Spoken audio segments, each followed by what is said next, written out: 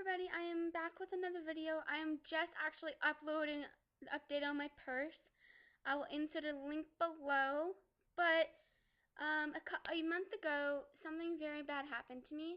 I'll explain this in a couple minutes. I had an amazing time over the year. I came back from BC, and I spent time with my furry friend, Charlie. You guys know him from my previous videos and my previous vlogs with him. But you guys notice that he has been in my videos lately. He currently passed away a month ago, June 16th, 2014 at 8:30 p.m. sharp. It was so difficult for me because I was in denial for an hour. And I didn't know what was going on. I thought he was being himself, acting like he was nothing wrong with him.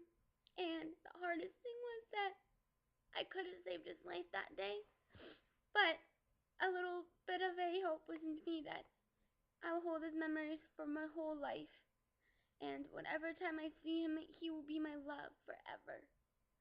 So what happened is, I was at the park with my boyfriend, and we're just taking him for walks, enjoying life, and doing this and that.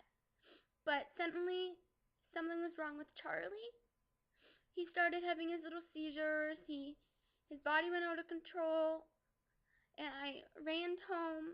I drove home from the park with my boyfriend, and I was saying, stay here with Charlie. You're with me. You're with me. I called my dad. He said, just give him a medication because he had bronchitis and epilepsy.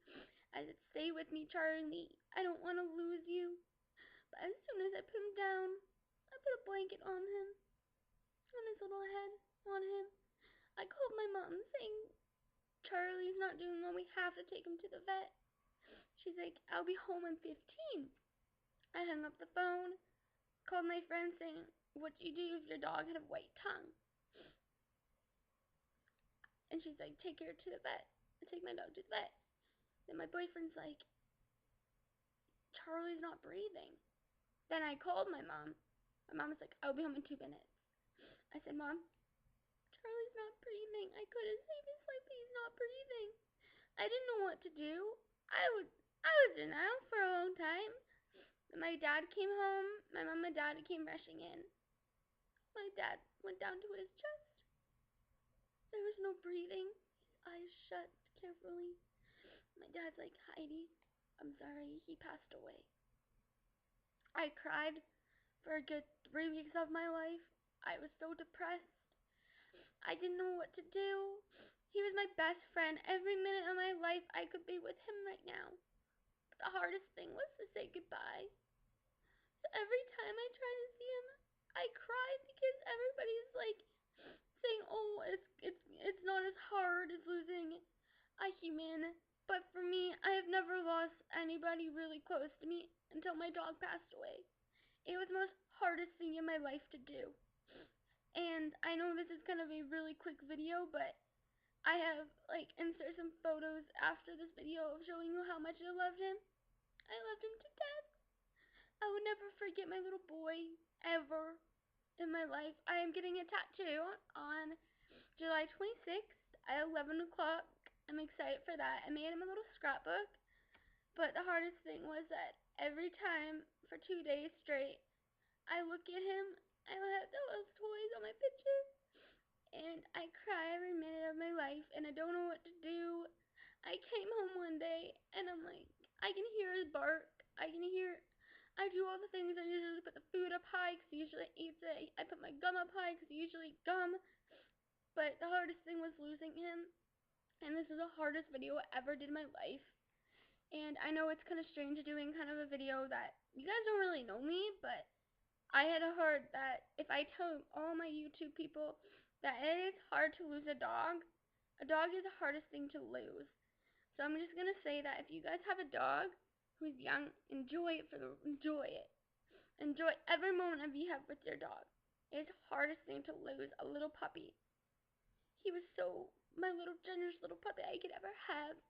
He was on my home screen. I'll show you my phone. He was on my home screen every day and stuff like that.